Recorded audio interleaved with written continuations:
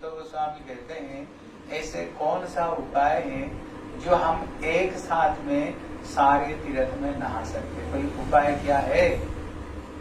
कहते एक उपाय है, अगर कथा रूपी भागवत कथा रूपी गंगा में अगर कोई स्नान कर लिया तो समझो हम बैठी बैठी करके 600 करोड़ तीर्थ में सारे तीर्थ में नहाना हो है। और हमारे संत लोग कहते हैं जिस दिन घर में संत लोग आए, घर में हरि कीर्तन हरि कथा हो, कहते वो घर घर नहीं, वो घर भगवान का धाम, वही घर ही वृंदावन धाम ही वही बन गया है, वही घर ही वृंदावन धाम। इसलिए शास्त्र में बताया मधुरम मधुरम मितद मंगलम मंगलानाम सकल निगम बलि सत्फल चित स्वरूपम। इसका मतलब होता है भगवान की जो कथा और भगवान का नाम क्या है, कहते मीठे से भी मीठे हैं और मंगल से भी मंगल है। कहते ना मंगल भवन अमंगल हरि। जिस घर में प्रभु की कथा कीर्तन हो, घर का जितने दुख कष्ट है, घर के जितने क्लेश है, घर के जितने अमंगल है, सबके सब घर से निकल जाती है। जिस घर में सत्संग और जिस घर में भगवान की कीर्तन हो, ठीक है ना। और शंकर जी क्या कहते हैं पार्वती को? बोले पार्वती बोले अति हरि कृपा जा पर होई पाप तेहि यह संगत सु। कहते हे पार्वती जीवन में ये सत्संग कब मिलती है? बोले जब ठाकुर जी की किसको ऊपर में डायरेक्ट कृपा हो जाए, भगवान की डायरेक्ट किसको ऊपर में कृपा हो जाए, हे पार्वती तभी जीवन में ये सत्संग जीवन में तभी जीव को मिलता है। साधारण भाग्य से सत्संग जीव को नहीं मिलती। जो संसार के सारे दुख कष्ट जीव की समाप्त हो जाता है तभी जीवन में सत्संग मिलता है। जब हनुमान जी से विभीषण का साक्षात्कार हुआ, जब विभीषण समझ गए हनुमान जी कौन है, राम के सबसे प्यारे भगत है, तब विभीषण क्या कहते हैं?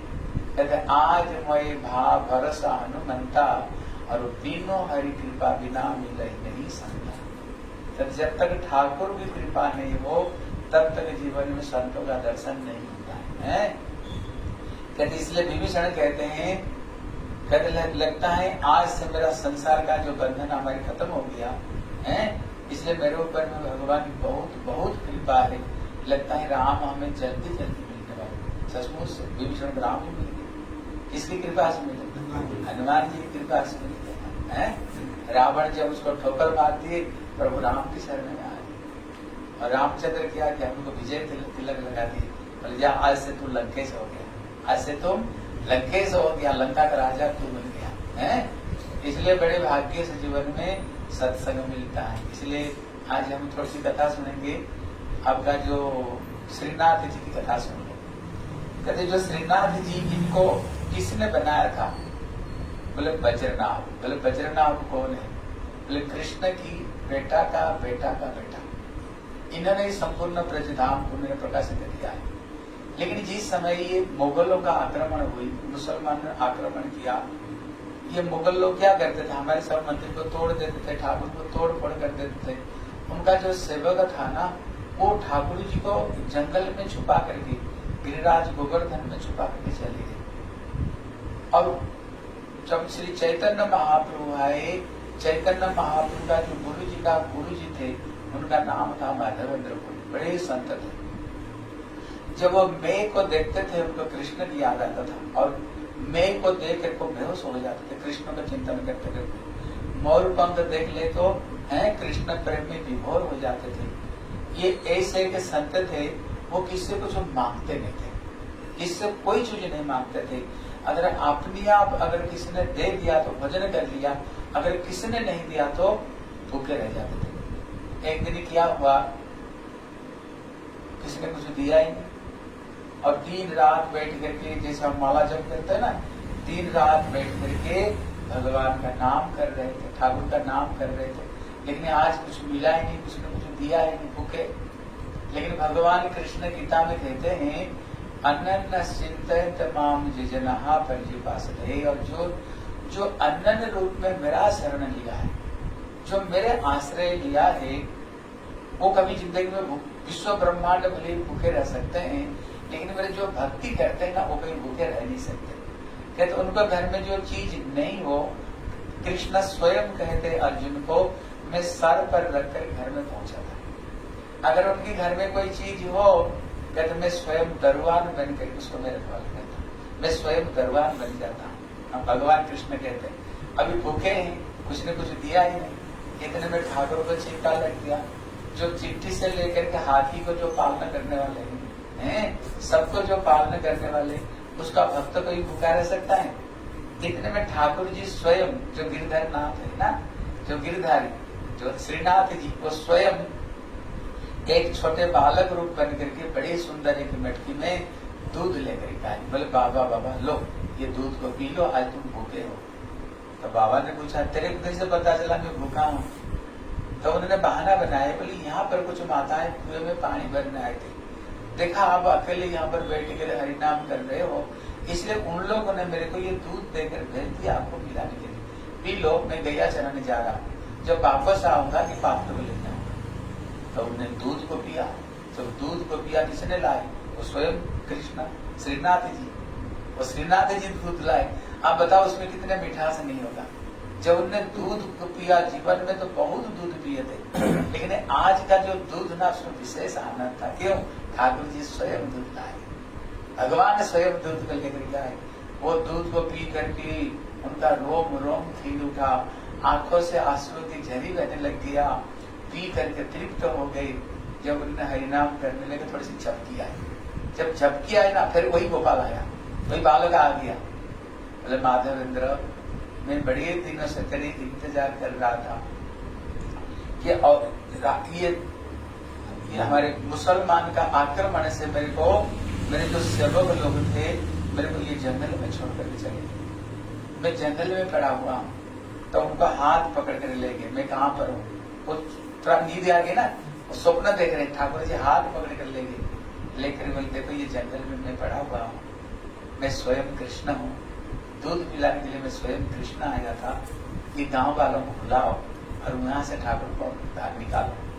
तो उनको जब झपकी खोली, नींद खोली, बोले ठाकुर मेरे को छलिया ने छल दिया, पहचान नहीं पाया। वो स्वयं दूध लेकर के मेरे लिए आए, लेकिन उनको मैंने पहचान नहीं पाए हैं। ठाकुर का आदेश दिया मेरे को यहाँ से निकालो। गांव लोगों को बुला करके उन्होंने ठाकुर जी को वहां से निकाले, और जो गोविंद कुंड गिरिराज गोवर्धन में उसी पानी से खूब उन्होंने दूध दही शहद दे करके ठाकुर को बड़े सुंदर उन्होंने ठाकुर को अभिषेक किया, गोविंद को पानी से स्नान कराया। और मथुरा में जो पता चला ठाकुर जी गिरधरधार जी प्रकट हुए हैं, जितने सेठ साहूकार लोग, 1 महीना तक तो वहाँ अन्नकूट चला। 1 महीना तक ठाकुर जी को खूब भोग लगाया। जब ठाकुर को भोग लगाए, लेकिन केवल माधवेंद्र पूरी देखते थे, जो कुछ भोग लगता है ठाकुर जी सब कुछ ग्रहण करते थे, ठाकुर जी सब कुछ खाते हैं। लेकिन भगवान को खिलाने ना, जैसे हम लोग खाए तो खत्म हो जाता है, लेकिन ठाकुर जी खाने पर क्या खत्म होता है? नहीं खत्म होता है, बल्कि ठाकुर जी जितने खाते हैं उतना बढ़ता है। प्रभु तो खा लेते हैं, जब हाथ को घुमा देते हैं ना, जैसे को तैसे बन जाता है। उन्होंने 1 महीना तक वहां पर अन्नकूट चला। इतने में ठाकुर जी बोले देखो, बड़े दिनों से मैं यहाँ पर पड़ा हुआ था, गर्मी सर्दी सब कुछ सहन किया, लेकिन मेरे शरीर का जो ताप नहीं जा रहा है। एक काम करो, जगन्नाथपुरी जाओ, वहां पर एक चंदन है जिसका नाम मलय चंदन कहते हैं। बड़े मलय चंदन, सबसे बढ़िया चंदन मिलता है, तो वहां से चंदन लेकर के आओ और मेरे शरीर पर लगा। तो यहाँ से चलते चलते कहाँ पर गए? उन्होंने जगन्नाथपुरी जग गए। लेकिन उसको पहले एक स्थान आता है, आप लोग कभी हो तो समय दर्शन करना, बहुत बढ़िया स्थान, उसका नाम है रेमुनाथ। जगन्नाथपुरी से पहले पड़ता है। वहां पर एक ठाकुर जी थे, एक ठाकुर जी, वहीं पर ठाकुर जी थे, वहीं पर उनका नाम था गोपीनाथ। रात को वहीं पर रुके। उन्होंने पूछा यहाँ ठाकुर जी को क्या भोग लगता है? बोले वहां पर ठाकुर जी को एक भोग लगता है, जैसे दूध है ना, उसको गर्म करते करते रात उसमें काजू पिस्ता डाल करके खीर बनता है, एक खीर बनता है। बोले ठाकुर जी को यहाँ पर एक खीर भोग लगता है, एक खीर भोग लगता है। तो उन्होंने जब सुना ठाकुर जी का यहाँ खीर भोग लगता है, उसका नाम अमृत गली है, अमृत गली। उन्होंने सोचा अगर मेरे को थोड़ी सी इसका टेस्ट पता चल जाए ना, मैं भी श्रीनाथ जी को ऐसे भोग लगाता। अभी भक्ति की इच्छा हुई, इतने में ठाकुर जी को बाहर सकोड़े में ठाकुर जी को भोग लगाया। लेकिन ठाकुर जी ने क्या किया, एक सकोड़े अपना कपड़े को अंदर में छुपा दिया, कपड़े के अंदर छुपा दिया, लेकिन पुजारी को पता नहीं चला। जब पुजारी रात को सो गया, ठाकुर को स्वप्न आया, बोले देखो वृंदावन से एक संत आए जिसका नाम माधवेंद्र, उनकी मेरी खीर खाने की इच्छा, लेकिन मेरी माया से तेरे को पता नहीं चला, मैंने एक सपड़े में दूध का अपना कपड़े में छुपा करके रखा हूँ, ये खीर लेकर के जाओ, उनको दे करके आओ। बोले भगवान जिनके लिए खीर चोरी करते हैं वो कोई साधारण व्यक्ति होगा।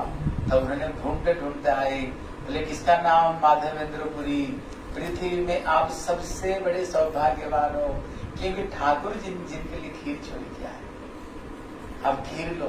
तो उन्होंने खीर खा करके तो आंखों से आंसू की झरी बहने लग गई, हृदय प्रेम में गदगद हो गया, क्यों ठाकुर जी जिनके लिए खीर चोरी किया है। तब से वो ठाकुर का नाम पड़ गया खीर चोरा गोपीनाथ, उनका नाम था गोपीनाथ। लेकिन जब उन्होंने खीर चोरी किया ना, ठाकुर का नाम चोर नाम पड़ गया।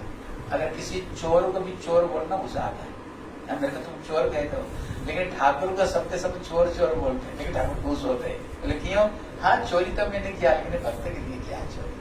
इसलिए तब से वो ठाकुर का नाम पड़ गया खीर चोरा गोपीनाथ पड़ गया। देखो ठाकुर की कथा सुनो, अद्भुत ऐसे ठाकुर जिंदगी में देखे नहीं होंगे। तो ठाकुर कौन बनाया जानते हो, भगवान राम।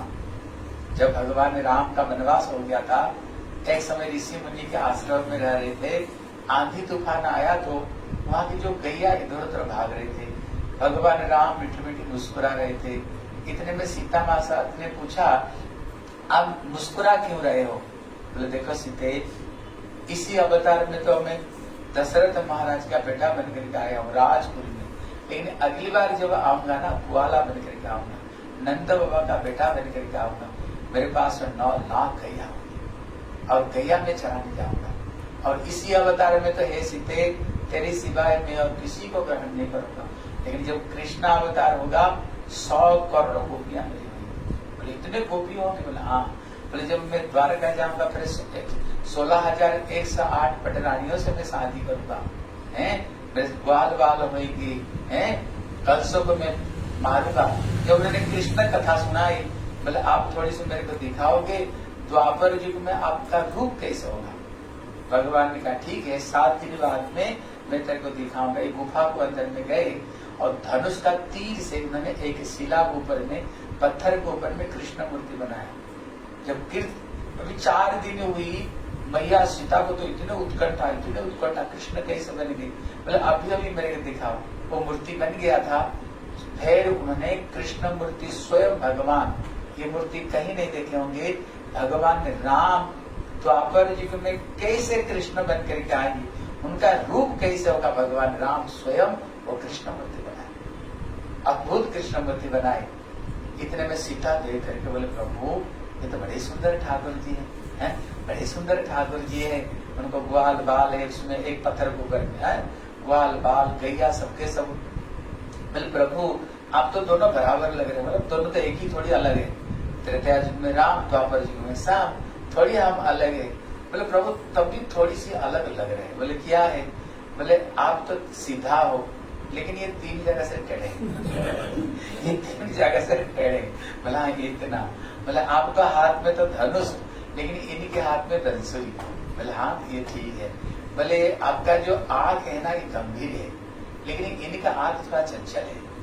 बोले देखो इसलिए गंभीर तो तुम मेरी अकेली सीता, और तो कोई है नहीं, लेकिन द्वापर युग में बहुत सारी गोपियां होंगी ना, ललिता, विशाखा, चंपकलता, तुंगविद्या, चित्रा, सुचित्रा, रंगदेवी, सुदेवी, आंख तो चंचल होना ही, हाँ टेढ़े टांग वाले।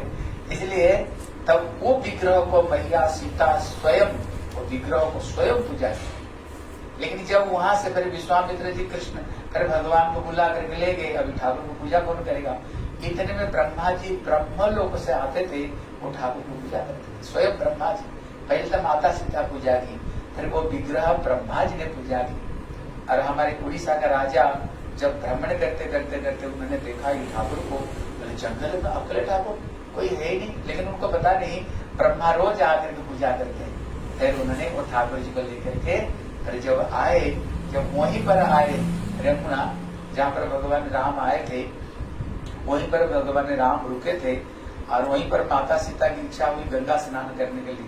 भगवान राम ने धनुष लेकर 7 बार उन्होंने बाण मारे तो गंगा 7 धारा से प्रवाहित होकर वहां पर आई। अभी केवल एक धारा वहां पर है, इसलिए उसका नाम सप्तसरा, मतलब 7 बार तीर मारे थे। फिर माता सीता की इच्छा हुई हम शंकर पार्वती को दर्शन करना चाहते हैं, स्वयं शंकर पार्वती वहां पर प्रकट हुए। अगर कभी जगन्नाथपुरी जाओगे, लेकिन थोड़ी सी पहले पड़ता है, उस स्थान का नाम है रेमुना। क्या नाम? साखी गोपाल का अलग है, वो थोड़ी सी जगन्नाथपुरी को 60 वहां से थोड़ी सी पास में पड़ता है, लेकिन और थोड़ी सी आगे पड़ेगा। करीब कितना किलोमीटर होगा पुरी से? 200 180 200 हाँ, ऐसी किलोमीटर होगा जगन्नाथपुरी से आगे। बहुत साखी गोपाल दर्शन किए ना। हाँ, जो साखी गोपाल वो स्वयं ठाकुर जी वृंदावन से साखी देने के लिए चलते चलते गए उड़ीसा। इसलिए ठाकुर जी की बड़ी सुंदर कथा है। इसलिए ये जब फिर जो श्रीनाथ जी रहते थे कहाँ पर? पहले गोवर्धन में रहते थे, हैं? गोवर्धन में रहते थे और इनको श्री वल्लभाचार्य जी को पहले तो हमारी गोस्वामी लोग महाप्रभु के भक्त लोग पूजा करते थे, लेकिन महाप्रभु का जो भक्त लोग त्यागी थे, हैं? कभी जो मिला नहीं मिला खा लेते थे। अब ठाकुर को सेवा पूजा कैसे करके फिर उन्होंने श्री वल्लभाचार्य जी को उन्होंने अर्पण कर दिया था। फिर वही ठाकुर जी वहीं से फिर चले गए, गोवर्धन से चले गए, फिर कहाँ पर? श्रीनाथ जी चले गए ठाकुर जी। इसलिए ठाकुर जी बड़े दयालु, बड़े कृपालु श्रीनाथ जी। ठीक है, बोले श्री श्रीनाथ जी की जय हो, बोले श्री गोवर्धन नाथ की जय हो। फिर आपका घर में वहां पर गिरिराज जी कथा सुनी। गिरिराज जी कैसे प्रकट हुए, कहाँ से आए, गिरिराज की क्या महिमा है, कैसे गिरिराज की पूजा करने से क्या मिलता है। ठीक है, आप घर में गिरिराज की कथा सुनी। बोले श्री वृंदावन बिहारी